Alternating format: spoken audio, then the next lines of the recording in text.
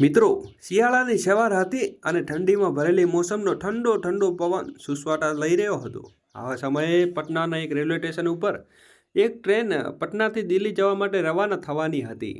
તે platform number ઉપર હજારો લોકો ટ્રેનની રાહ જોઈને બેઠા હતા. તે બધાની વચ્ચે એક મહિલા પણ બેઠી હતી. એ જ રેલવે સ્ટેશન ઉપર તેની સાથે છૂટાછેડા લીધેલા તેના પત્નીની નજર તેના ઉપર પડે છે. તેની નજીક આવે છે અને તેને જોવાની કોશિશ કરવા લાગે છે. કારણ કે મિત્રો, તે બંનેના છૂટાછેડા 8 વર્ષ પહેલાં થઈ ચૂક્યા હતા. તે જોવા માંગતો હતો કે હવે તેનો જીવનસાથી કોણ છે ને તે કોની સાથે રહી છે અને તે ક્યાં જઈ રહી છે. મિત્રો, એટલામાં ટ્રેન આવી જાય છે અને તે મહિલા ઝડપથી ચાલીને ટ્રેનમાં પ્રવેશ કરી જાય છે. તે ટ્રેનમાં તેના પતિની પણ સીટ હતી. તેના પતિ જઈને છૂટાછેડા લીધેલી પત્નીની પાછળ તેમાં કોચમાં ઘૂસી જાય છે. તેની પત્ની ટ્રેનની અંદર જઈને પોતાની સીટ પર બેસી જાય છે અને તેનો પતિ પણ તેની પાછળ તે જ ડબ્બામાં આવી જાય છે અને તે ગમે તે કરીને સીટની બાજુમાં બેસવાની કોશિશ કરે છે, જેથી આ પ્રવાસ તેની સાથે કરી શકે છે. મિત્રો, આજને આજ લાઈક કરી અને જરૂરથી શેર કરી દેજો. અને જો હજુ સુધી અમારી ચેનલને સબસ્ક્રાઈબ ના કરી હોય તો અત્યારે જ સબસ્ક્રાઈબ કરી લેજો, કારણ કે કહાની હજી મિત્રો ખૂબ જ લાભદાયક અને આરામદાયક છે. મિત્રો, તે મહિલાનું નામ અનિતા છે અને તે યુવકનું નામ આનંદ હતું. આજથી 10 વર્ષ પહેલાં બંનેના લગ્ન થયા હતા, પરંતુ લગ્નના માત્ર 2 જ વર્ષના સમયગાળામાં બંનેમાં છૂટાછેડા થઈ ગયા હતા. કારણ કે હતું કે આનંદ શરાબ પીવા લાગ્યો હતો અને અનિતા સાથે મારપીટ પણ કરતો હતો. આનંદને તેના માતા પિતા અને અનિતાને ખૂબ સમજાવવાનો પ્રયત્ન કર્યો હતો, પરંતુ આનંદ તેની ખરાબ આદતો છોડવા માટે નિષ્ફળ રહ્યો. આખરે અનિતા તંગ આવીને તેને છૂટાછેડા લાવવાનો નિર્ણય લીધો. મિત્રો, ત્યારબાદ ટ્રેન ચાલવા લાગે છે. અનિતા સ્લીપર કોચમાં જઈને પોતાની સીટ પર બેસે છે અને તેની પાછળ આનંદ પણ તે જ કોચમાં પ્રવેશ કરે છે. અનિતા ખૂબ ઉદાસ દેખાઈ રહી હતી અને તેનો આનંદ તેની સામે જોઈ રહ્યો હતો. તે વિચારતો હતો કે કોઈ બહારને તેની પાસે જઈને બેસે છે અને તેની સાથે વાતચીત કરી શકે છે. આનંદ સતત અનિતાને જોઈ રહ્યો હતો અને તે પણ ધ્યાન રાખતો હતો કે તેની સાથે કોણ બેસે છે કે નહીં. જ્યારે પણ કોઈને તેની સીટ પર બેસવા આવતું અને અનિતા તરત જ તેને ના પાડતી કે આ સીટ મારી છે ને ઘણા લોકો એમ કહેતા હતા અને થોડી વારમાં આગલા સ્ટેશન પર ઉતરી જઈશું. પરંતુ અનિતા બધાને એક જ જવાબ આપતી હતી કે મારી તબિયત ખરાબ છે ને હું અહીંયા કોઈને બેસવા નહીં દઉં. આનંદ આ બધું જોઈ રહ્યો હતો અને અનિતા બારીમાંથી બહાર જોઈ રહી હતી. દરેક વખતે જ્યારે તે કોઈ સ્લીપર પર બેસવા આવતું કે તરત જ તેને ઇનકાર કરી દેતી હતી. એવી મિત્રો, પછી આનંદ હિંમત કરીને અનિતાની પાસે જાય છે અને તેની બાજુમાં સીટ ઉપર બેસવાનો પ્રયાસ કરે છે. અનિતા કહે છે, અહીં ના બેસો, આ સીટ મારી છે. અને આનંદ જવાબ આપે છે, અત્યારે ઊંઘવાનો સમય નથી, આ સીટ પણ ખાલી જ છે ને, મને થોડી વાર અહીં બેસવા દો. ત્યારે અનિતા આ વાત સાંભળે છે અને તે ચોંકી જાય છે. અનિતા અને આનંદ વચ્ચેની વાર્તા જ્યાં સુધી છોડી છે ત્યારથી શરૂ કરીને અનિતા આનંદનો ચહેરા સામે એકવાર ધાર્યો જોયા કરે છે. ત્યારે તે તરત જ ઓળખી જાય છે ને આ બીજું કોઈ નહીં પરંતુ તેનો છૂટાછેડા લીધેલો પતિ આનંદ હતો અને શાંતિથી કહે છે, બેસી જાઓ. આનંદ અનિતાની બાજુમાં બેસી જાય છે અને બંનેના મનમાં એક જ સવાલ ઉઠવા લાગે છે. આનંદ હિંમત કરીને વાતોની શરૂઆત કરે છે અને કહે છે, શું તમે ઈલાજ કરવા માટે દિલ્હી જઈ રહ્યા છો? અનિતા આ વાત સાંભળીને આશ્ચર્ય પામે છે અને જવાબ આપે છે, મને શું થયું છે? હું ઈલાજ કરવા કેમ જઈશ? આનંદ કહે છે, મને એવું લાગે છે કે કારણ કે તમે અહીં કોઈ બેસવા નથી દેતા. હું ઘણા સમયથી જોઈ રહ્યો હતો કે તમે બધાને કહી રહ્યા હતા કે તમારી તબિયત ખરાબ છે. તમે ખૂબ જ દુઃખી દેખાઈ રહ્યા છો.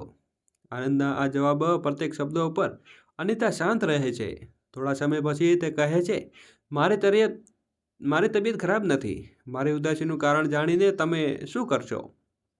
આનંદ ફરી પૂછે છે, તમે દિલ્હીમાં ક્યાંથી રહો છો અને ક્યાં રહો છો?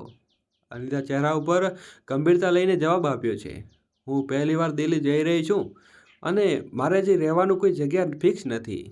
મિત્રો, હજુ સુધી અમારી ચેનલને સબસ્ક્રાઈબ ના કરી હોય તો ચેનલને સબસ્ક્રાઈબ કરી અને વિડીયોને લાઈક જરૂર કરજો અને કોમેન્ટમાં એકવાર જય માતાજી જરૂર લખજો. આનંદ એક ધારી નજરે અનિતા તરફ જોયા કરે છે, જ્યારે અનિતા પણ ક્યારેક ક્યારેક તે જોયા કરે છે. મિત્રો, ઠંડીનો મહિનો હતો અને ટ્રેન પોતાની ગતિને આગળ વધી રહી હતી અને સુસવાટા મારતો પવન કોચની અંદર પણ ઘૂસી રહ્યો હતો. કોચમાં બેઠેલા બધા જ મુસાફરો પોતપોતાની કંબલ અને ચાદર કાઢીને ઓઢવા લાગ્યા.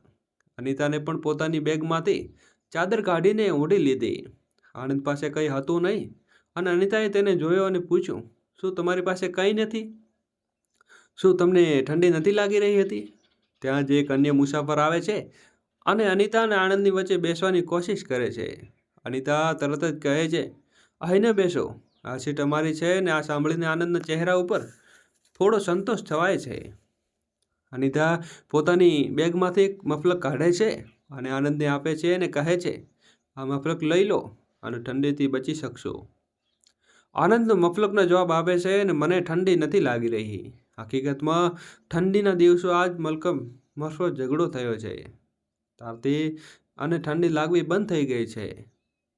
અને મિત્રો, જ્યારે અનિતા અને આનંદ સાથે આવા વાતચીત કરી રહ્યા હતા ત્યારે ફરીવાર ઠંડીની સિઝનમાં અનિતાએ પોતાના હાથથી મફલક બનાવીને આનંદને આપી હતી.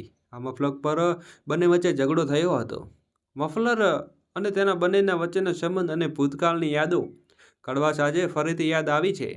આનંદને મફલર પોતાના મોઢા ઉપર બાંધવું ગમતું ન હતું. આ વખતે લઈને ઘણીવાર અનિતા અને આનંદ વચ્ચે ઝઘડો થતો હતો. અત્યારે આનંદનો ઈશારો પણ આ જૂની વાત તરફ લઈ જતો હતો.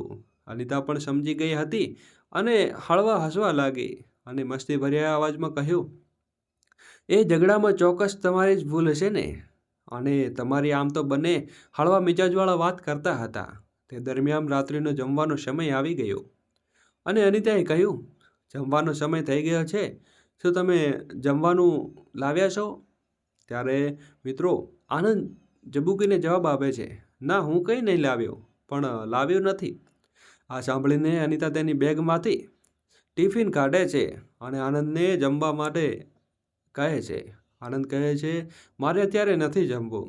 અનિતા હળવા વ્યંગભર્યા અવાજમાં કહે છે, તમારે તો અત્યારે શરાબ પીવાનો સમય છે ને એટલે તમે નહીં જમો. મને ખબર હતી કે તમે અત્યારે શરાબ પીવાનો સમય થઈ ગયો છે. મિત્રો, બંને પતિ પત્ની ખુશ મિજાજમાં હસી રહ્યા હતા. આ સાંભળીને આનંદ એકદમ ગંભીર થઈને કહે છે, હું શરાબને હાથ નથી લગાવતો.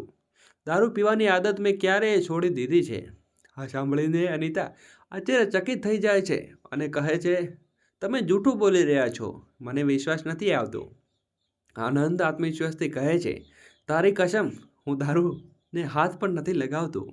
આ સાંભળીને અનિતાના ચહેરા ઉપર ખુશી છવાઈ જાય છે અને કહે છે, હું ભગવાનને એક જ પ્રાર્થના કરીશ કે તમે હંમેશા આવા સારા બનીને રહો. આજે મને ખરેખર ખૂબ જ આનંદ થયો છે. મિત્રો, હકીકતમાં આનંદ અને અનિતાના છૂટાછેડાનું મુખ્ય કારણ આ જ દારૂ પીવાની આદત હતી.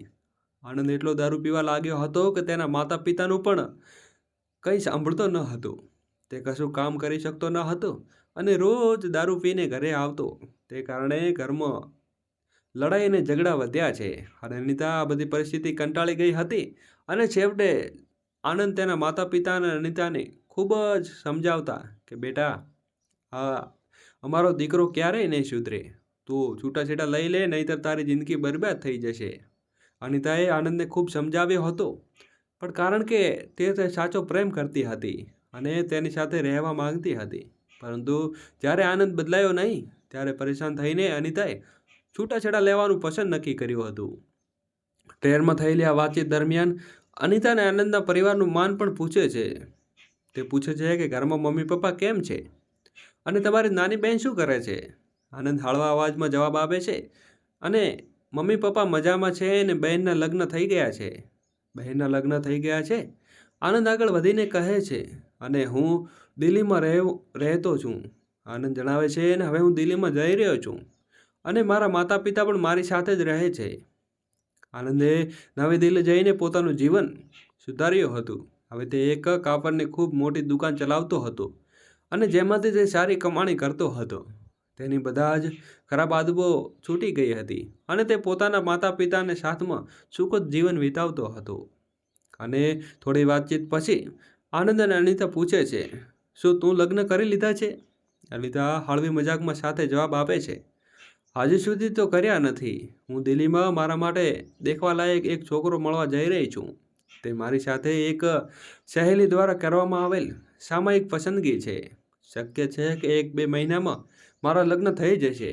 આ સાંભળીને આનંદ થોડી ક્ષણ માટે ઉદાસ થઈ જાય છે અને તે કહે છે કે હવે હું કોઈને પરેશાન કરતો નથી અને મારા માતા પિતા સાથે હું ખૂબ સુખીથી જીવી રહ્યો છું. આ સાંભળીને એક બાજુ આનંદનો ઈશારો કરતો કદાચ અનિતા ફરી તેની સાથે રહેવા માટે તૈયાર થઈ જાય, પરંતુ અનિતા શાંતિથી કહે છે, સારી વાત છે. ભગવાનને મારી પ્રાર્થના છે કે તમે તમારા પરિવારને હંમેશા સલામત રાખે.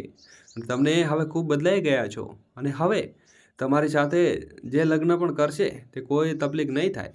હું પણ ભગવાનની પાસે પ્રાર્થના કરીશ કે તમારા જીવનસાથીના બંનેના સંસારમાં શ્રેષ્ઠ શ્રેય અને શાંતિ મળે.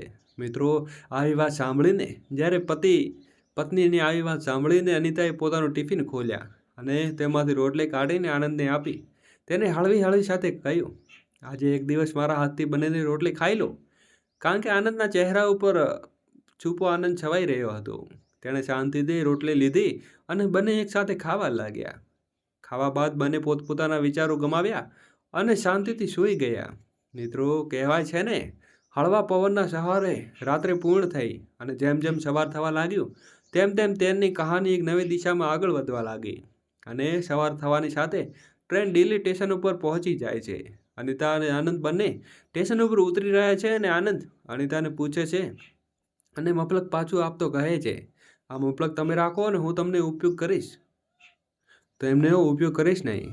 અનિતાએ મીઠી મુસ્કાન સાથે જવાબ આપે છે, આ મફલક મેં તો એ છોકરાને માટે બનાવ્યું છે કે હજુ તે જોવા જઈ રહી છું, પણ તમે રાખી લો, હું બીજું બનાવી લઈશ. મિત્રો, આનંદ મફલક પોતાની પાસે રાખી લે છે અને અનિતાને કહે છે, તમે જ્યાં જવાનું કહે છે ત્યાં સુધી તમને મૂકી આવું. અનિતા ઇનકાર કરતી કહે છે, મારા મિત્ર સીમા મને લેવા માટે ટૂંક સમયમાં આવી જશે, તમે અહીંથી જઈ શકો છો. મિત્રો, આનંદ ત્યાંથી નીકળી જાય છે ને થોડી જ પળોમાં સીમા સ્ટેશન ઉપર પહોંચી જાય છે અને અનિતાને મળીને પૂછે છે, તમે આવવાની કોઈ તકલીફ તો નથી પડી ને? અનિતાએ હળવી હળવી સાથે કહે છે, કોઈ તકલીફ નથી પડી, પણ મને એક અમારા અદ્ભુત ઘટના બની છે. ટ્રેનમાં મારા છૂટાછેડા લીધેલો પત્ની મને મળ્યો હતો અને અનિતાએ રાત્રે આનંદ સાથે વધેલી વાતચીત બધી સીમાને વિગતવાર જણાવે છે. મિત્રો, આગળ કહાની શરૂ કરું એની પહેલાં એકવાર ચેનલને સબસ્ક્રાઈબ અવશ્ય કરજો અને બાજુના આપેલું બેલ આઇકન દબાવીને નોટિફિકેશન ઓન કરી દેજો અને કોમેન્ટમાં જય માતાજી લખવાનું ભૂલશો નહીં. સીમા હસતા હસતા કહે છે, ભૂતકાળની વાતો ભૂલી જા અને તારા માટે ખૂબ યોગ્ય યુવક પસંદ કર્યો છે. તેની મોટી ફેક્ટરી છે અને તેનો સ્વભાવ ખૂબ સારો છે, તે હંમેશા તને ખુશ રાખશે. સીમા અનિતા લઈને યુવક સાથે ફરવા માટે ફેક્ટરીમાં લઈ જાય છે.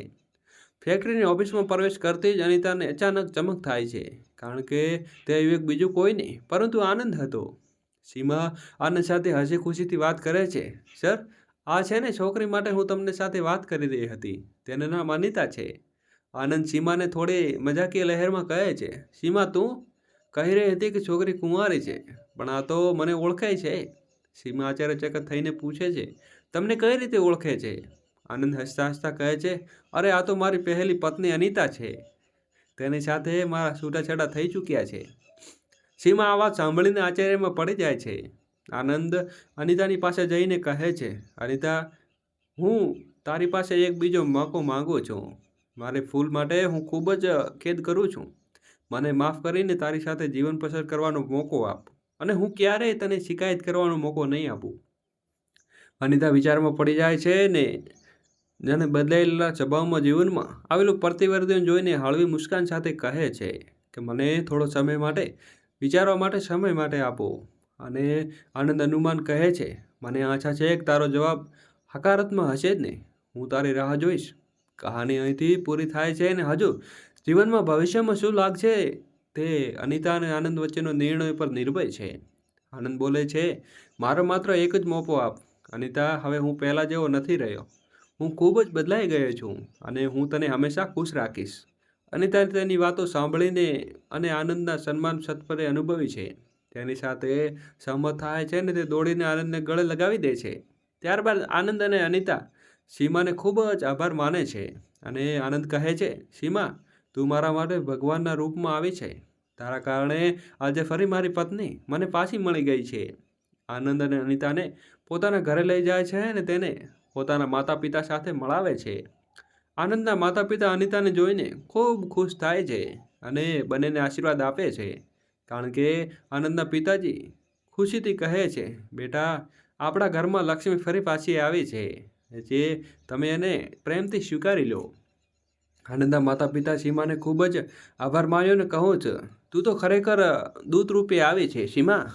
પછી આનંદે અનિતા તેની સામે આંખો મીલી છે અને ફરીથી હસતા હસતા ખુશીથી પોતાનું જીવન જીવવા માંગે છે. કારણ કે મિત્રો, આ કહાની તમને કેવી લાગી? નીચે કોમેન્ટ બોક્સમાં એકવાર જરૂરથી જણાવજો. આ કહાની સારી લાગી હોય તો લાઈક કરીને શેર જરૂરથી કરજો અને ફરી મળીશું નવી કહાની સાથે. ત્યાં સુધી બધાને જય શ્રી કૃષ્ણ, હર હર મહાદેવ. મિત્રો, ચેનલને સબસ્ક્રાઈબ કરવાનું ભૂલશો નહીં અને એકવાર કોમેન્ટ બોક્સમાં જય શ્રી કૃષ્ણ લખવાનું ભૂલશો નહીં. તો ફરી મળીશું નવા વિડીયો સાથે. ત્યાં સુધી બધાને જય શ્રી કૃષ્ણ, રાધે કૃષ્ણ.